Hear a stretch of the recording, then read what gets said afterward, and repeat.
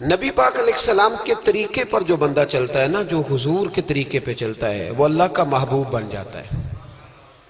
جو شرط یہ ہے کہ وہ اخلاص کے ساتھ نبی پاک کے طریقے پہ چلے، دنیا کو دکھانے کے لیے پگڑیاں نہ باندھتا پھرے، وہ کہے کہ چونکہ میں پیر صاحب ہوں تو میں نے باندھ لی ہیں، اس لیے یہ ماحول نہ بنائے، وہ بنائے اللہ کی رضا کے لیے، اللہ تبارک و تعالی کی رضا کے لیے نبی پاک کی غلامی کرے، اللہ اسے اپنا محبوب بنا لیتا ہے۔ حضور کی کچھ سنتیں ہیں، کچھ چیزیں نبی پاک کو پیاری ہیں، کچھ تو آپ نے سنی ہوئی ہے، جیسے میٹھا کھانا سنت ہے، جیسے مسواک کرنا سنت ہے، جیسے مسکرانا سنت ہے۔ مسکرا رہے ہیں نا جی ماشاءاللہ، پریشان تو نہیں نا کسی بات پہ؟ مسکرانا بھی حضور کی، شروع میں نمک کھانا، بعد میں نمک کھانا، درمیان میں میٹھا کھانا، یہ حضور کی سنت ہے۔ اور امامہ باندھنا نبی پاک کی، یہ چیزیں حضور کی پسند ہیں۔ نماز نبی پاک کو بڑی پسند ہے، فرمایا مجھے تمہاری دنیا کی چیزوں میں سے، دنیا کے کاموں میں سے جو کام بڑا پسند ہے وہ نماز پڑھنا ہے۔ خوشبو حضور کو بڑی پسند ہے، دودھ نبی پاک کو بڑا پسند ہے، یہ بھی ساری سنتیں ہیں۔ اسی طرح کی دو تین باتیں میں نے عرض کرنی ہے آپ کی خدمت میں۔ جس طرح نبی پاک علیہ الصلوۃ والسلام کو خوشبو پسند ہے، تکیہ پسند ہے، مسواک پسند ہے، اسی طرح تھوڑے مال پر قناعت کرنا یہ بھی میرے نبی کو بڑا ہی پسند ہے۔ تھوڑے پیسوں پہ راضی ہو جانا یہ نبی پاک کو، سادے مکان میں رہنا یہ حضور کو بڑا پسند ہے، سادی روٹی کھانا یہ میرے نبی پاک کو بڑا، یہ بھی حضور کی پسند ہے۔ تھوڑے رزق پہ راضی ہونا اور اس طرح راضی ہونا کہ لمبے سجدے ادا کرنا یہ میرے نبی پاک کی پسند ہے۔ حضور نے صرف غریبوں سے پیار نہیں کیا، ہمیں یہ سنایا جاتا ہے اور ہم ہمیشہ یہی سنتے ہیں کہ حضور نے غریب سے بڑی محبت کی۔ نبی پاک نے صرف غریب سے پیار نہیں کیا، دراصل حضور نے غریبی سے پیار کیا ہے۔ کوئی نہیں سمجھ آئی آپ کو؟ حضور نے صرف غریبوں سے پیار نہیں کیا، نبی پاک نے، اس کا معنی یہ ہے کہ حضور نے غریب رہنا پسند فرمایا ہے۔ غریبوں کی طرح رہنا نبی پاک نے، سادہ مکان، ایک وقت کا کھانا اور سادی غذا، جس طرح غریب نہیں رہتے پرانے گھروں میں، کچے مکانوں میں، ٹوٹی چٹائیاں، ایک دو پیالے گھر میں، لمبے چوڑے برتن کوئی نہیں، یہ نبی پاک کی پسند ہے، یہ رسول پاک کی پسند ہے۔ اس کو محبوب جانا ہے نبی پاک صلی اللہ علیہ وسلم، حضور نے اس کو پسند کیا۔ حاتم طائی کی بیٹی قیدی ہو کے آئی، جب اس کے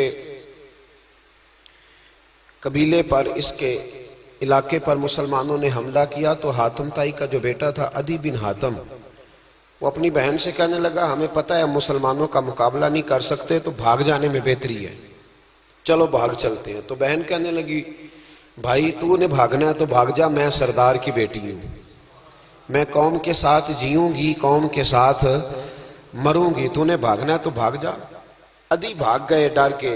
یہ خاتون جو تھی ان کو گرفتار کر لیا مسلمان عورتوں نے، تو کہ یہ تلوار لے کے آئی تھی لڑنے کے لیے۔ ابن اسحاق ابن حشام دونوں کتابوں میں روایت موجود ہے۔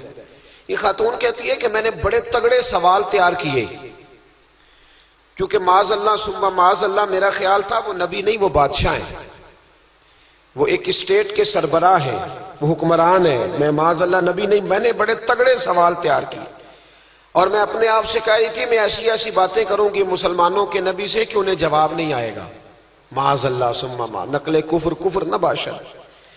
کہتی ہے میں حضور کے سامنے لائی گئی گرفتار کر کے، اور جب مجھے حضور کے سامنے کھڑا کیا گیا نا تو میرا سر ننگا تھا۔ توجہ ہے میری بات پر؟ میرا سر ننگا تھا تو میرے ذہن میں بڑے سوال تھے، میری گردن اکڑی ہوئی تھی۔ حضور نے میرا ننگا سر دیکھا تو محبوب ممبر سے اٹھے، اپنے کندھوں سے مدثر والی چادر اتاری اور حضور علیہ السلام نے حاتم طائی کی بیٹی کے سر پہ دے دی۔ بی بی کہتی ہے جب حضور کی چادر آئی تو میری اکڑی ہوئی گردن خود بخود جھک گئی نیچے کی طرف، خود بخود جھک گئی۔ سوال ابھی بھی میرے ذہن میں موجود تھے۔ اتنے میں ایک صحابی حضور کی بارگاہ میں آئے اور عرض کرنے لگے یا رسول اللہ صلی اللہ علیہ وسلم یہ کافر کی بیٹی ہے، مشرک نجس ہوتا ہے، تو میں اپنی چادر نہ دے دوں، آپ اپنی لے لے، کافر کی بیٹی ہے۔ تو محبوب نے اس کی طرف جلال کی نظروں سے دیکھا، فرمایا خاموش ہو جا، بیٹیاں برابر ہوتی ہیں، تیاں سانجیاں ہوندیاں نے، بیٹیاں بولیے جی پکی بات ہے، بزرگ چپ کر جائیں، نوجوان بولے بیٹیاں، اللہ آپ کو خوش رکھے، تیاں سارے دیاں، ہاں اگر تو کسی کے گھر گندی نظر ڈالے گا تو تیرا گھر بچ نہیں سکتا، پکی بات، یہ نقد و نقد سودا ہے، جس نے اپنا گھر پاک رکھنا ہے وہ دوسروں کے گھروں کا محافظ بنے، پکی بات۔ بیٹیاں خبردار خبردار، کسی کی بچی کی عزت سے کھیلنے کی کوشش نہ کرنا، ورنہ اللہ تبارک و تعالیٰ بڑی سخت سزا دے، بچو۔ وہ کہتی ہے جب حضور نے کہا نا بیٹیاں برابر ہوتی ہیں تو میرے اندر سے ایک آواز نکلی، میں نے کہا او حاتم تائی کی بیٹی تو غلط تھی، یہ بادشاہ نہیں ہے تو اللہ کے سچے رسول ہیں، بادشاہ تو سخت سزائیں دیتے ہیں۔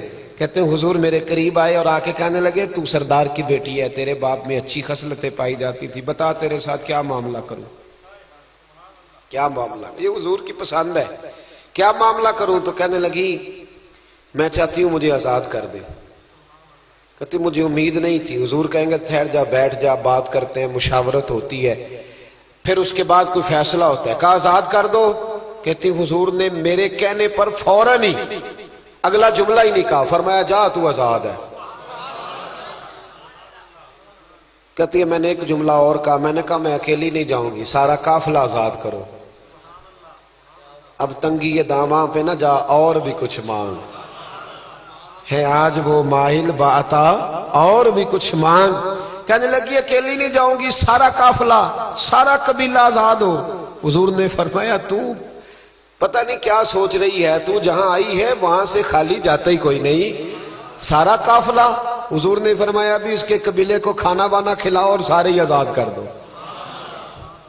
واپس گھر گئی تو اپنے باپ کو، اپنے بھائی کو بلایا، بلا کے کہنے لگی بھائی وہ بادشاہ نہیں وہ نبی ہیں، بادشاہ نہیں وہ، اب تو جن کو فقیر ہونا چاہیے تھا وہ بھی بادشاہ بن گئے۔ بادشاہ سلامت، بادشاہ سلامت، میں رات بورے والے میں تھا، بھائی مہربانی پیسے نہ لے کے آئیے گا، باپ اپنی اپنی جگہ پہ بیٹھے، یہ کام بالکل نہ کریں، اللہ آپ کو خوش رکھے، برکت دے۔ میں اس کو حرام نہیں کہتا، پر یہ سٹائل نظرانے کا درست نہیں، اس سے بچا کریں، ورنہ پھر وہی بندہ چنگا لگنا جنہیں پیسے لے کے آنا ہے، دوجیاں دا دل کرنا ہے ٹوری جانتے چنگے نے، اس لیے اس چکر سے باہر نکل ہے تاکہ قوم سمجھدار ہو جائے، بالکل یہ کام نہیں کریں، سنیں اور یاد رکھیں۔ میں تھا وہاں دور تو دو تین بچے نا یوں ہاتھ باندھ کے کھڑے ہو گئے۔ اب حضور نے فرمایا کہ اس طرح کا معاملہ نہ کرو جیسے مجوسی اپنے بادشاہوں کے ساتھ کرتے تھے۔ میں کہ پتر بہ جو کہندے نہیں ساڈی ڈیوٹی ہے، میں کہ کیس لائیے، میں بادشاہ سلامت ہوں تو بہ جو کرسی تیرا آمدہ، کیا چکر چل گیا ہے، ہاتھ باندھ کے کھڑے ہونا، کونوں میں کھڑے، کیا اس کا مطلب؟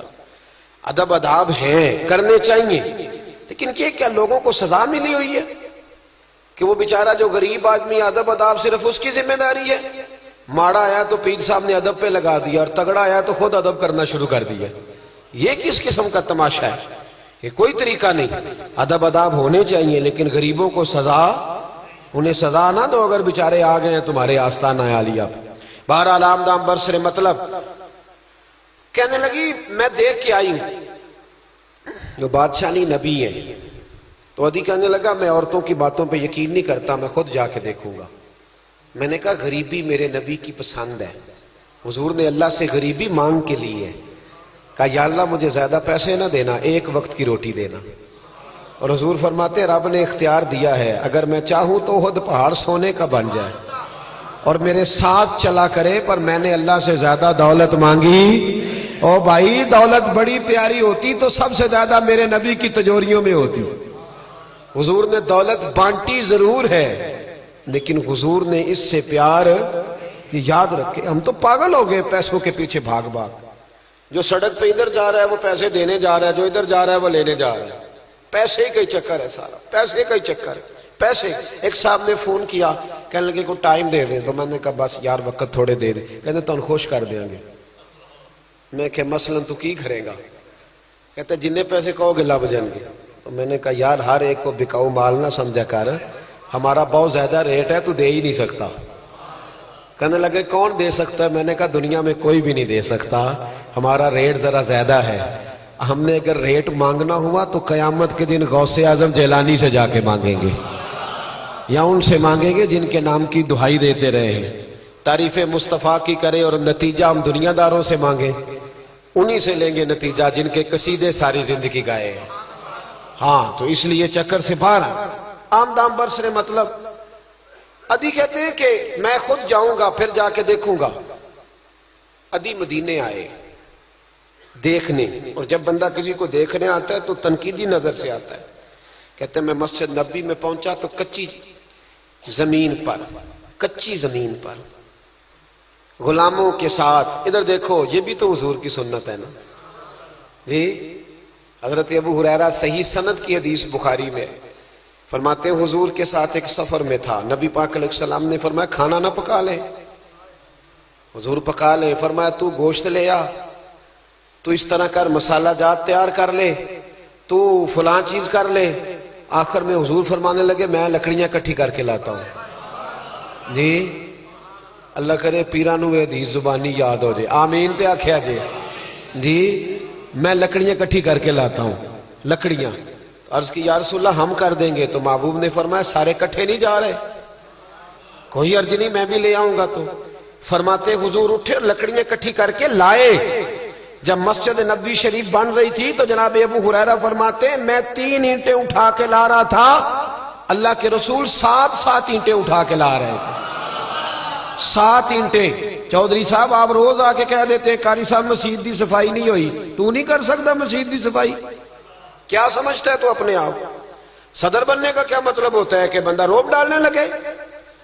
دنیا میں جو سب سے زیادہ عزت والا اور بڑا ہوتا ہے وہ وہی ہوتا ہے جو اللہ کے گھر میں جھاڑو دیا کرتا ہے۔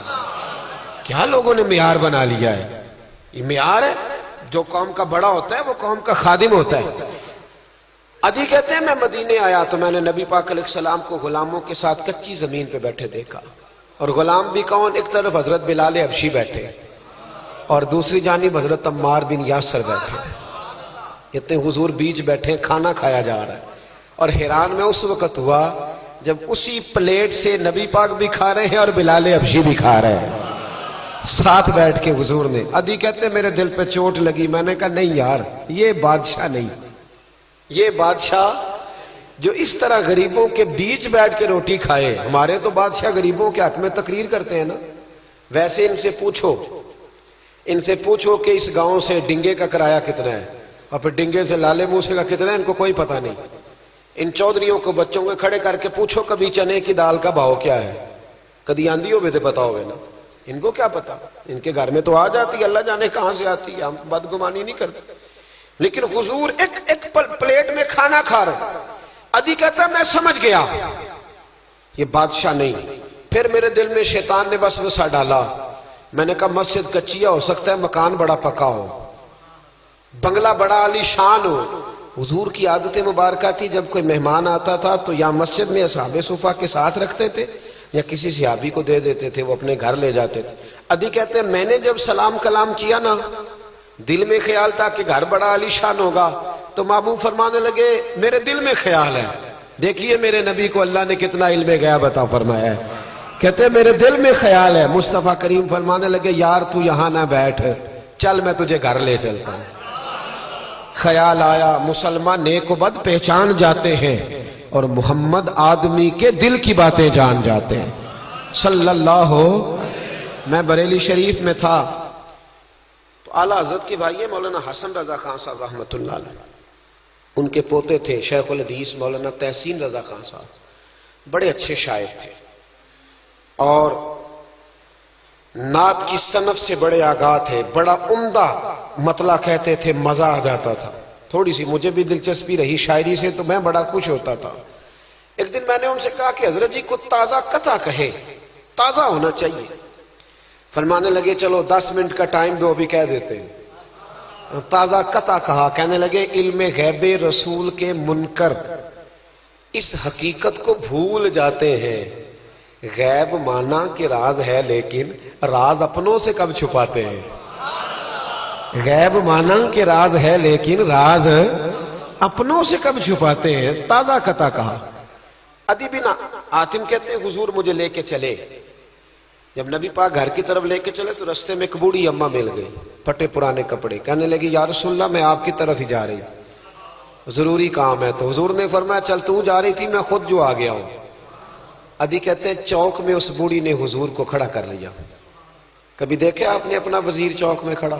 آکو اسی تے ایم پی اے کدی نہیں دیکھا، وزیر تو دور رہ گیا۔ چوک میں کھڑا کر لیا نبی پاک صلی اللہ علیہ وسلم، اور وہ بی بی اپنے دکھڑے سنانے لگی۔ کہتے قربان جاؤں وہ دیر تک باتیں کرتی رہی اور نبی پاک سنتے رہے۔ عدی کہتے ہیں میرے دل پہ دوسری چوٹ لگی، میں نے کہا جو اس طرح غریبی سے پیار کرے وہ بادشاہ نہیں، وہ اللہ کے سچے رسول ہیں۔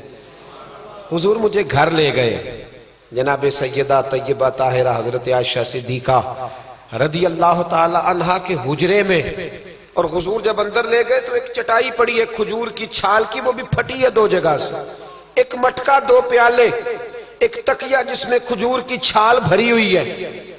کہتے حضور مجھے لے گئے، میں نے محبوب کا وہ مکان جنت نشان، میں نے وہ مکان دیکھا جہاں حضرت جبریل حاضری دینے آیا کرتے، میں نے وہ مکان دیکھا جس کے دروازے پہ 70 ہزار فرشتے ڈیوٹی کرتے، میں نے وہ مکان دیکھا۔ کہتے میں حیران ہو گیا۔ حضور مجھے بٹھا کے گئے دوسرے کمرے میں، اور وہاں سے حضور سرکہ لائے، کھجوریں لائے، تھوڑا سا کھانا لائے، کہتے میرے سامنے رکھا۔ اب میں نے اس کھانے کی سادگی کو بھی دیکھا، لگے جو مزدور شاہ ایسا، نہ دھن نہ دولت سربراہ ایسا، فلک نشیں کا زمین پہ گھر ہے، میرا پیغمبر عظیم تر ہے۔ کہتے حضور صلی اللہ علیہ وسلم نے کھانا دیا تو حضور کی وہ سادگی، ادھر دیکھیں اس بندے میں سادگی نہیں نہ ہوتی، اس میں اپنائیت نہیں ہوتی۔ آپ کو سمجھ آئے تب بھی ٹھیک ہے، نہ آئے تب بھی ٹھیک ہے، پر میں آپ کو بڑی بات سمجھا رہا ہوں۔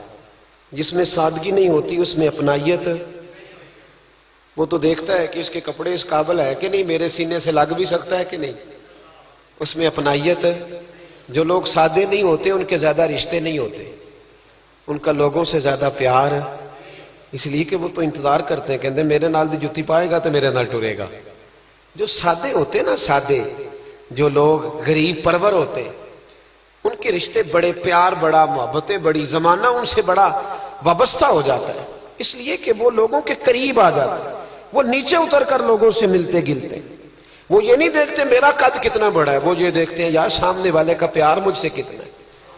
وہ نیچے اتر کر لوگوں سے کہتے ہیں نبی پاک علیہ الصلوۃ والسلام نے بڑا سادہ سا مجھے کھانا دیا، جب میں کھا چکا تو حضور فرمانے لگے سارا کچھ تو آپ نے دیکھ لیا، کیا پروگرام ہے، کب جانا ہے؟ آپ نے دیکھ لیا سارا کچھ، اگلا پروگرام بنائے۔ تو عدی کہتے ہیں میں دور بیٹھا تھا، میں اٹھ کے قریب آ گیا، میں نے کہا محبوبہ اب کہاں جانا ہے، مجھے کلمہ پڑھائیں، میں مسلمان ہونا چاہتا ہوں۔ یہ غریبی حضور کی پسند ہے، تھوڑے پہ گزارا کرنا سیکھو۔ پتہ ہے دنیا میں سب سے زیادہ سکھی کون بندہ ہے؟ وہ بندہ سکھی ہے جسے اللہ نے جو دیا ہے نا وہ اس پہ راضی ہو گیا ہے، وہ بندہ بڑا سکھی ہے۔ جو دائیں بھی دیکھتا ہے بائیں بھی دیکھتا ہے، کسی کی کار دیکھتا ہے، کسی کی ہیوی بائک دیکھتا ہے، اور ٹینشن میں رہتا ہے۔ سکھی رہنا چاہتے ہو تو جو اللہ نے دیا اس یہ حضور کی پسند ہے۔ دوسری بات، معاف کرنا میرے نبی کو بڑا ہی پسند ہے۔ کیا کرنا؟ بول کے بتائیں، بول۔ نبی پاک کو بڑا، آپ بھی معاف کر دیتے ہیں نا جی؟ ہمارے ہاں معافی نہیں ہوتی، صلح ہو جاتی ہے۔ چوری صاحب پریشر پایا صلح کر لو، کہنے چلو ان چودھری دی کیویں موڑیے، صلح کر لینے، پھر جدو قابو آئے گا ویکھی جائے گی۔ تو یہ معافی نہیں ہوتی۔ یہ کیا ہوتا ہے؟ آپ جب کسی کو معاف کرتے ہیں تو آپ کا قد اونچا ہوتا ہے۔ ایک پتے کی بات لکھی ہے میرے اعلیٰ حضرت نے، اسے پلے سے باندھ لو۔ اعلیٰ حضرت فرماتے ہیں بدلہ لینے والا پریشان رہتا ہے اور معاف کرنے والے کو اللہ سکون عطا فرما دیتا ہے۔ معاف کرنے والے کو اللہ، اگر سکون چاہتے ہو تو معاف کرنا سیکھو، درگزر کرو۔ درگزر حضور کی پسند ہے، نبی پاک معاف کرنے کو بڑا پسند کرتے ہیں۔ لمبی چوڑی بات دل میں بسا کے رکھنا، بغض پالنا، کسی کے خلاف پلاننگ کرنا، یہ حضور کو پسند۔ نبی پاک ایک جنگ سے واپس آ رہے تھے، تلوار مبارک ہاتھ میں تھی، تو ایک جگہ حضور کا آرام کرنے کو دل چاہا۔ اللہ کے محبوب صلی اللہ علیہ وسلم نے اپنی تلوار درخت سے لٹکائی، حضور آرام کرنے لگے، باقی صحابہ دور دور آرام کر رہے تھے۔ غورس بن حارث نام کا ایک شخص تھا، بخاری میں موجود ہے، کافر تھا، اس نے حضور کو آرام کرتے دیکھا، حالانکہ نبی پاک فرماتے ہیں میری آنکھیں بند ہوتی ہیں، دل میرا جاگتا رہتا ہے۔ اس نے دیکھا حضور علیہ السلام کی تلوار لٹک رہی ہے تو آ کے تلوار اتاری، جب تلوار اتاری تو حضور کی آنکھ کھلی، کوئی بے چینی نہیں، اللہ کے حبیب اطمینان سے آرام کر رہے۔ کہنے لگا اے محمد ابن عبداللہ، سب کہیے صلی اللہ علیہ وسلم، اے محمد ابن عبداللہ صلی اللہ علیہ وسلم، اب آپ کو مجھ سے کون بچائے گا؟ کون بچائے گا؟ میرے محبوب کا توکل دیکھیں، بھروسہ دیکھیں، یقین دیکھیں۔ حضور اٹھ کے بیٹھ گئے، دستار مبارک کو سیدھا کیا، فرمانے لگے مجھے میرا رب بچائے گا، مجھے میرا رب بچائے گا۔ جب آپ کی زبان سے یہ لفظ نکلے تو وہ کانپنے لگ گیا، کافر کانپا، اس کے ہاتھوں سے تلوار گر گئی۔ اللہ کے محبوب نے اٹھ کے تلوار پکڑ لی، فرمانے لگے مجھے تو میرے رب نے بچا لیا ہے، وہ تو بتا تجھے کون بچائے گا؟ مجھے میرے رب نے۔ اچھا اب یہ بتائیں آپ کہ ہمارے قابو بندہ آ جائے جو اس طرح حملہ کرنے آئے تو ہم کیا حال کرتے؟ بولے یہاں تو بعد میں پتہ چلتا ہے کہ بیچارہ چور نہیں تھا، لیکن لوگوں نے مار مار کے مار ڈالا، بعد میں پتہ لگتا ہے۔ غور کرنا، غور، ان روایتوں کو صرف سن کے نہ گزر جایا کرو، اس کا پس منظر سمجھیے۔ بندہ قتل کرنے آیا ہے، اب اس کی تلوار قابو آئی، حضور نے فرمایا تیرے ساتھ کیا کروں؟ مجھے تو اللہ نے بچا لیا۔ اس نے گردن جھکائی، مطلب یہ تھا کہ جو دل کرے کرے۔ تو محبوب علیہ السلام مسکرائے، فرمانے لگے جا میں نے تجھے معاف کیا۔ چلو انجی دعا کر لو، اسی چھوٹے بھرا نو ہی معاف کرنا سکھ جائیے۔ چلو کوئی ساس سورا نو ہی معافی دے چڑے، کوئی نو ہی ساس سورے نو معاف کر چڑے، کہیں تو معافی ملے، کہیں تو جان چھوٹ جائے۔ کوئی کسی کو معاف کرے، خامد بیوی کو کر دے، چلو بیوی صاحب بھی بڑی دکھی ہیں، اب تو ہر بیوی دکھی ہے اللہ ماشاءاللہ، وہی کہیں معافی دے دے۔ خدا را معاف کرنا سیکھو۔ اتنا بغض اندر بھرا ہے، سالوں بیت گئے، رشتہ دار ایک دوسرے سے مل نہیں رہے، معافی نہیں دے رہے۔ فرمایا جا تجھے معاف کیا۔ وہ شخص جانے لگا تو اگلے لفظ قاضی یاز مالکی نے شفا شریف میں لکھے، جب جانے لگا تو حضور نے آواز دی، واپس آیا، محبوب فرمانے لگے یار تو اتنی دور سے چل کے آیا ہے، میرا طریقہ نہیں مہمان کو خالی بھیجنے کا، لیکن اب یہاں سفر میں تجھے کیا دوں، تو اس طرح کر، یہ تلوار میری تحفے میں لے جا، کر کے دکھانا تو بھی ایسے، تو حضور کی غلامی کا دعویٰ نہیں کرتا۔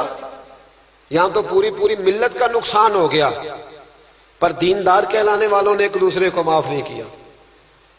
یہاں تو نظریے اور جماعتیں داؤں پہ لگ گئی، لیکن دیندار کہلانے والے ایک دوسرے کو معاف نہ کر سکے۔ اللہ جانے وہ کیا ایسی باتیں تھی جو رہ گئی سینوں میں، بستیاں اجڑ گئی پر ہم معاف نہ کر سکے، چند باتیں نہ دلوں سے نکال پائے۔ ایک نظریے کہ لوگ ایک جگہ اکٹھے بیٹھنے کے قابل نہ رہے، جا تلوار لے جا۔ وہ شخص کہتا ہے 2 منٹ میں تلوار لے کے آگے بڑھا، پر میرے اندر سے آواز آئی، اور یار جس کا اتنا بڑا حوصلہ ہو، جو اتنا معاف کرنا جانے، وہ بھی کبھی جھوٹا ہو سکتا ہے؟ تو میں تلوار لے کے قتل کرنے آیا تھا، تحفہ لے کے جا رہا تھا، واپس آیا، میں نے کہا محبوبہ ساری دنیا جھوٹ بولتی ہے، جو معاف کرنے کی ادا تیری ہے وہ بتاتی ہے کہ تو اللہ کا سچا رسول ہے۔ کلمہ پڑھ گئے وہ شخص، معافی نہیں کرتے، درگزر والا کھاتا ہی کوئی نہیں۔ ایک صاحب کہنے لگے جی باقی تو ساری باتیں اچھی ہیں، فلاں مولوی صاحب کی ایک عادت نہیں مجھے پسند، تو میں کہا چل ایک دی معافی بھی دے چھڑی دیے، ایک نہ پسند ہوئے تو ایک دی، لیکن تو 99 نہیں ویکھیاں تو ایک ویکھ لی جڑی نا پسند سی، ایک دی تو چلو معافی ملنی چاہیے، انسان ہے۔ ویسے میرا تو خیال ہے کہ کوئی بندہ 55% ٹھیک ہو تو اس کی تعریف کرنی چاہیے۔ جی میں آپ کو صحیح بات بول، کتنے فیصد ہے بول کے بتائیں، اسی کتنے فیصد صحیح ہے؟ تو پھر کم از کم جو 55% صحیح ہے اسے تو صحیح مان لو۔ اپنا اگر حال 5% ہے تو جو 55% ٹھیک ہے اسے تو صحیح مان لو۔ چلو چھوڑو 45% بھی اگر غلط ہے تو پھر بھی زیادہ % تو ٹھیک ہی ہے نا، معاف کریں۔ حبار بن اسود، اس نے حضور کی بیٹی کو شہید کیا تھا۔ بیٹیاں بڑی پیاری ہوتی ہیں، یہ بیٹی جو ہوتی ہے نا یہ دل کا سکون ہوتی ہے۔ بڑی پیاری. اور بیٹیوں کا سکھ انسان کو جوان کرتا ہے، ان کا دکھ بندے کو بوڑھا کر دیتا ہے. حبار بن اسود نے نبی پاک کی بڑی شہزادی، حضور کی چاروں بیٹیوں نے دین کے لیے بڑی قربانیاں دی.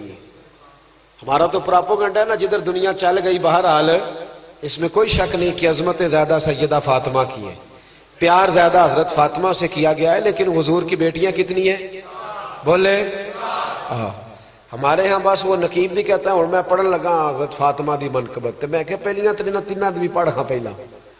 میں مولا علی کی منقبت پڑھنے لگا ہوں. حضرت علی کا بغض کفر ہے، نفاق ہے، ان کا پیار ایمان ہے، پر باقی تین کی بھی شان بیان کرنا وہ کوئی نہیں تو انہوں ہم دی کسے نو بھی. ادھر کیوں نہیں جاتے؟ بیاں ہو کس زبان سے مرتبہ صدیق اکبر کا کہ محبوب خدا محبوب ہے صدیق اکبر کا. لٹایا راہ حق میں گھر کئی بار اس محبت سے کہ لٹ لٹ کر حسن گھر بن گیا صدیق اکبر کا. کیوں نہیں آتا؟ بڑی بیٹی تھی سیدہ زینب، بڑی شہزادی، مکے سے مدینے آ رہی تھی، گھوڑے پہ بیٹھی تھی، پیٹ میں بچہ تھا. حبار بن اسود نے گھوڑے کو کچھ چیز لگا دی، چبو دی، گھوڑا تیز دوڑا. میرے محبوب کی بڑی شہزادی گھوڑے سے گری، پیٹ میں بچہ تھا، تکلیف ہوئی، کتنے مہینے بیمار رہی، حمل بھی ضائع ہوا، اور سیدہ زینب وصال بھی کر گئی. جب ان کا انتقال ہوا تو روایت حضرت ابو ہریرہ کی موجود ہے، فرماتے میں نے حضور کی ساری داڑھی کو آنسوؤں سے بھرے ہوئے دیکھا. محبوب پریشان ہوئے ان کے وصال، دکھ ہوا حضور. وہ قاتل حبار بن اسود فتح مکہ کے موقع پر چہرے پر نقاب پہن کے آ گیا اور حضور کے سامنے کھڑے ہو کے کہنے لگا یا رسول اللہ کو بہت بڑا دشمن بھی آئے تو معاف کر دیتے ہو، بہت بڑا دشمن بھی. میرے نبی پاک نے فرمایا حبار چہرے سے کپڑا ہٹا، بیٹیاں بھولا نہیں کرتی، پر تو کلمہ پڑھ میں تجھے بھی معاف کرنے کو تیار ہوں. تیرا حوصلہ کدھر ہے؟ تو درگزر ہی نہیں کرتا، تو سڑک پہ لڑ رہا ہے، چوک پہ لڑ رہا ہے. آخری بات سنیں، حضور نے غریبی کو پسند کیا، معاف کرنے کو بڑا پسند کیا، اور نبی پاک صلی اللہ تعالی علیہ وآلہ وسلم نے صلح کرانے کو بڑا پسند فرمایا. کیا کرانے کو؟ جی فرمایا اگر صلح کرانے کے لیے تمہیں بظاہر خلاف واقعہ بات بھی کہنی پڑے، یعنی لگے کہ جھوٹ بولنا پڑ رہا ہے، تو میرے نبی نے اجازت دی پھر بھی صلح کرا دو. آج ہم نہ لڑائی کرا رہے ہیں، لڑائی کرا رہے ہیں، لیڈروں کی بھی لڑائی کئی مشیر کے کراتے ہیں. اس پر دلیل دوں گا، مشیر ناراض نہ ہو جائے، پر دلیل دوں گا. مولا علی شیر خدا سے ایک شخص نے کہا حضور باقی تین خلفاء کے زمانے میں اتنی جنگ نہیں تھی جتنی آپ کے زمانے میں. تو آپ فرمانے لگے ان تینوں کا مشیر میں تھا، میرے مشیر تیرے جیسے ہیں، اس لیے یہ تباہی ہو رہی ہے. مہربانی فرمائیں، مشورہ صحیح دے. ہم ایک دوسرے کو اس طرح کی کہانیاں سناتے ہیں کہ دور کرتے ہیں. حضور نے پتہ ہے آپ کو، بڑی مشہور حدیث ہے بخاری میں، نبی پاک صلی اللہ علیہ وسلم نے فرمایا اگر میں دیر سے آیا نا تو جماعت کرا لینا، انتظار نہ کرنا. یا رسول اللہ آپ جماعت چھوڑ کیوں رہے ہیں؟ فرمایا دو قبیلوں کی صلح کرانے جا رہا ہوں. حضور نے فرمایا جماعت میں میرا انتظار ہے. کہاں جا رہے تھے نبی پاک؟ بولے. سن لو حدیث مسند امام احمد بن حنبل میں، فرمایا دو مسلمانوں کی صلح کرا دے، اللہ تجھے 2 حج اور 2 عمرے کا ثواب عطا فرمائے گا. 2 حج اور چلو یہ پھول نہیں پہنے، کسی استقبال نہیں کرنا، کسی فوٹو نہیں دینی کہ آج ہی ہو گیا ہے، لیکن حج ملے گا ضرور، اس لیے کہ میرے نبی نے وعدہ فرمایا ہے. لوگوں کو قریب کرنے کا سبب بنے، قریب کریں، لڑائیاں نہ کرائیں، صلح کرائیں، مہربانی کریں، اتحاد کی بات کریں. ایک دوسرے اگر 2 بھائی آپس میں ناراض ہیں تو ان کے اندر قربتیں پیدا کریں، کہیں کہ ان کی صلح ہو، انہیں قریب کرائیں، ان کے ساتھ محبت کے رشتے قائم کرائیں. ہم لڑائی کرا کے لوگوں کو اپنے ساتھ سیٹ رکھنا چاہتے ہیں. کبھی سنتے نہیں آپ کہ مدینے سے جو لوگ آئے اور جو مکے سے جو لوگ مدینے آئے اور جو مدینے میں رہ گئے حضور نے بھائی بھائی بنا دیے. فرمایا بھائی بھائی بن جاؤ. حضور نے ایسے رشتے قائم کیے کہ وہ ساری زندگی قائم رہے. تو لوگوں کو لڑانے کا سبب کیوں بنتا ہے؟ لوگوں کو ملائیں، یہ حضور کی پسند ہے. 3 باتیں میں نے عرض کی ہیں. غریبی نبی پاک کی پسند ہے، معاف کرنا حضور کی، صلح کرانا نبی پاک کی. ان تینوں حضور کی سنتوں پر عمل کریں. ملے گا کیا؟ اللہ ہمیں اپنا محبوب بنا لے گا. جب ہم یہ کام کریں گے تو پھر رب ہم سے محبت فرمائے گا. دعا کرتا ہوں جو کچھ میں نے عرض کیا اللہ اسے قبول فرمائے. جہاں ہم بھول گئے اللہ ہم سے درگزر فرمائے. علم نافع دے، عمل صالح عطا فرمائے. آخر دعوانا ان الحمدللہ.